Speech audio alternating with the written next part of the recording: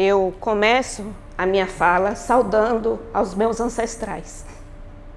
Ancestrais esses que chegaram aqui nos porões dos navios negreiros. E eu estar aqui nesse território, com os meus pés fincados no chão, eu digo que é uma reparação histórica. Todas as pessoas que passaram por aqui, desde os povos originários, que são os originários dessa terra, todos os palestrantes que passaram por aqui, eles falam de regenerar, de reconquistar, de evolução. A gente não vai para o futuro sem observar o passado. Existe uma filosofia africana chamada Sankofa, que foi esse pássaro africano que apareceu aí atrás da minha imagem. Para eu conseguir pensar em regenerar, eu precisei voltar para casa, eu precisei voltar para casa. Voltar para casa de que forma?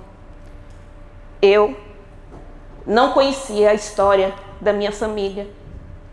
E eu tive em Salvador, no ano de 2018, participando de um festival de culinária. E era um festival de culinária cultural. Eu tenho minha formação em cozinha clássica. E desde 2006, eu reproduzia cozinha clássica. Eu reproduzia a cozinha do colonizador. E quando eu estive nesse território, Salvador pulsa arte, Salvador pulsa cultura. Salvador tem um legado muito forte, ancestral, do povo preto. E quando eu cheguei lá, eu voltei para casa, eu falei assim, quem sou eu? Eu não me reconheço. Qual é a minha cultura? De onde que eu vim? A maioria de nós, povo preto, não sabe de onde que veio. Porque todos sabem como foi que os nossos ancestrais chegaram aqui. E eu fui ao meu pai. Por que eu fui ao meu pai, não à minha mãe? A minha mãe é uma filha adotiva, né? Ela é de Pernambuco, da região de Pernambuco, mas não conhecia os pais, ela é uma filha adotiva. E a única âncora que eu tinha na minha família era o meu pai. Então eu fui ao meu pai e perguntei, pai, qual é a origem da família, de onde que a gente veio? Então ele carregava uma dor muito grande. Por que ele carregava uma dor grande? Porque os povos, os antecedentes de meu pai, meu avô, meu bisavô, eles foram expulsos do território. Eles são tupinambás da região de Minas Gerais. E eles eram povos nômades. Então eles não tinham cerca, eles não tinham um território demarcado. Eles eram nômades, eles circulavam, né? De Minas Gerais para Bahia, Minas Gerais. E ele foi me contar essa história. E no ano de 2020, durante o período de pandemia, a minha filha me deu notícia que estava grávida. E ela era casada com um indígena, né? Um afro-indígena. E foi onde nasceu a minha neta Madalena. Eu vivia num momento de submersão. Eu estava sem fôlego já. E Madalena nasceu. E eu submergi. E foi onde que veio o meu interesse de pesquisar a cultura alimentar do território. Por quê? Madalena é uma afro-indígena pataxó. E o que é que ela ia ter de legado da nossa cultura? Eu não falo só da cultura do território, da cultura artística. Eu falo da cozinha. Ninguém conta a história de um povo sem ser falando de cultura alimentar. Mas vocês que frequentam Porto Seguro, Trancoso, todo o território, além do trabalho maravilhoso que a gente tem dentro do território ali da Aldeia da Jaqueira, que vocês conhecem a cultura alimentar dos povos originários da nossa região a partir dali. Vocês conhecem a cultura alimentar do ribeirinho dessa região? Alguém aqui já comeu em algum restaurante? Luíde, Vinícius, lá atrás, porque vocês já são antigos no território. Os meus filhos não conheceram. Eles não conheceram. Eu conheci porque eu comecei a voltar para casa. Eu fui conversar com meu pai e fui entender que o que eu comia a minha infância inteira e a minha adolescência era cultura indígena. Eu não sabia. E quando eu cheguei de volta dessa viagem, que eu me entendi, né, como parte desse território, eu sou de um município aqui vizinho, de Itagimirim, eu entendi que eu tinha um papel fundamental nessa região. Era estudar a cultura alimentar daqui. E comecei a fazer viagens pelo Brasil. E comecei a identificar em todos os territórios que a cultura alimentar, ela era indígena. Mas a nossa aqui, ela é afro-indígena. Por que ela é afro-indígena? Porque ela tem a fusão da cultura indígena e da cultura africana, que formou, se juntou esses dois povos e formou a nossa cultura alimentar, a base da nossa cultura alimentar. Depois vieram, né, as contribuições, né, que a gente não pode deixar para trás, que é as contribuições dos europeus. Mas a base da cultura alimentar brasileira, ela é afro-indígena em todo o território nacional. E eu vivo hoje, por onde eu passo, eu levo a cultura alimentar aqui da nossa região. Eu falo para as pessoas sobre aqui. E o que é a cultura alimentar? É um conjunto de práticas, valores, significados que um povo constrói em torno da comida. Você vai para uma festa, num terreiro de candomblé, o que é que tem lá em abundância? Comida. Você vai no território, o que é que a gente celebra? Com o que a gente celebra? Comida. Você vai para a festa da colheita, com o que você celebra? Com comida. E por que a comida não está no centro do debate do turismo? Da regeneração do território? Como que você vai contar a história de um povo sem ser através da alimentação? E como que a gente fala de regeneração através da cultura alimentar? O Sankofa, que eu falei para vocês, ele é um pássaro africano da filosofia africana. E a filosofia, ela diz o seguinte: é necessário retornar ao passado, ressignificar o presente, para construir um futuro.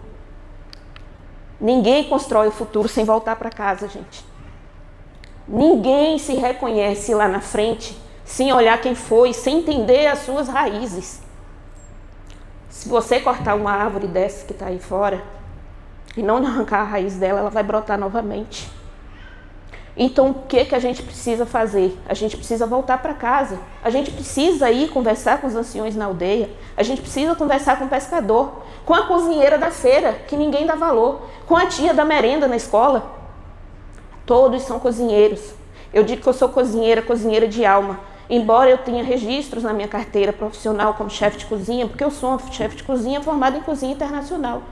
Mas quando eu me entendi como uma cozinheira de alma, eu comecei a mudar a minha visão em relação à comida. A comida, uma mesa, ela é festiva, a comida é festiva.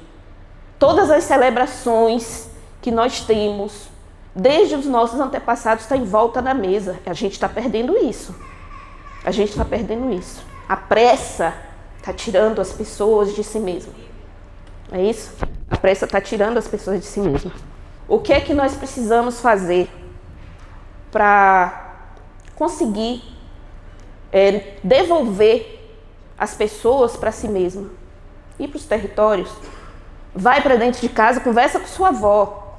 Ela tem muito para te ensinar sobre comida, sobre plantio, sobre amor, sobre regeneração. A base de tudo é a família, a nossa raiz. É a base da nossa cultura. A gente tem dentro de todo o território nacional povos originários que ensina que os anciões, eles são a base de tudo. Então a gente precisa ir para onde? Para reaprender a viver, para regenerar. A gente precisa voltar para casa, realmente. Não tem outro caminho. Mas quando eu falo voltar para casa, eu não falo voltar para casa, cimento, paredes. É voltar para a sua história.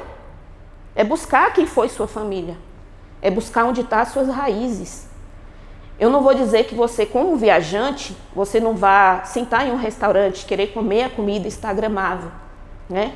Mas quando você programar a sua próxima viagem, você programa ir na feira municipal, vá comer a comida da cozinheira que está lá. Vá conhecer o território, os ingredientes, os insumos. A gente está se perdendo. A gente tem aqui mangaba, né, no nosso território, mangaba, a gente tem o urucum, a gente tem o genipapo, a gente tem a taioba, que dizem por aí que é punk. Plantas alimentícias não convencionais. Não convencional para quem? Que para aqui, para nós aqui no nosso território, que é a Mata Atlântica, está dentro da nossa cultura alimentar. Então por que é punk? Eu bato de frente sempre com todo mundo, eu falo, não é punk. É a comida que sempre esteve dentro da minha alimentação. Agora, o que a gente percebe aqui no nosso território é que, além de a gente ter perdido a nossa cultura alimentar, a gente perdeu o acesso à comida. A gente perdeu o acesso à comida. Eu sou cozinheira. Se eu disser para vocês que eu como frutos do mar, marisco na minha casa, peixe uma vez no mês, eu estou mentindo. Eu não tenho mais acesso. Eu não tenho mais acesso por quê? Porque ficou caro. Porque a gente tem um turismo na nossa região que ele é de elite e ele é um turismo de consumo. Então, quanto maior a demanda, mais o preço sobe. Aqui em Trancoso a gente não consegue mais pegar peixe no pescador. A gente pega peixe onde? Na peixaria. Que vem de onde? Do Rio Grande do Sul. É contraditório. Não é dizer que a gente não tem pescador, a gente tem pescador. Só que a quantidade da pesca é pequena e a demanda é grande. Então ele vai vender para quem? Para quem pagar mais. Eu perguntei a alguns ribeirinhos quando eu fui aqui da região, os pescadores daqui, que inclusive as receitas que eu aprendi da cultura alimentar local foram com os pescadores. E perguntei, vocês comem o que vocês pescam? Não, dona Isa, não pode. Por quê? Por que não pode? Porque se eu vender, eu vou ter dinheiro para ir no mercado comprar comida. Entendeu? Então, assim, essa relação de homem, natureza, território, é um ciclo que foi quebrado por conta do turismo predatório, turismo de massa. Né? E se a gente não voltar, olhar para trás e refazer esse ciclo, o que é que eu vou deixar para Madalena? Que é a minha preocupação. Então, quando eu fui para a universidade estudar antropologia, eu fui pensando em mim, né, porque eu preciso me graduar, mas acima de tudo eu fui pensando no território. Por que pensando no território? Porque eu não quero que venha uma pessoa de fora que olhe para mim, que a antropologia faz isso, senta e vai observar com o olho de exotismo. Vai me etnografar, escrever através do olhar dele, como um ser exótico, como sempre foi. Né? A gente vê na carta de Caminha, quando ele chega aqui, ele vai falar da comida da população indígena que estava aqui.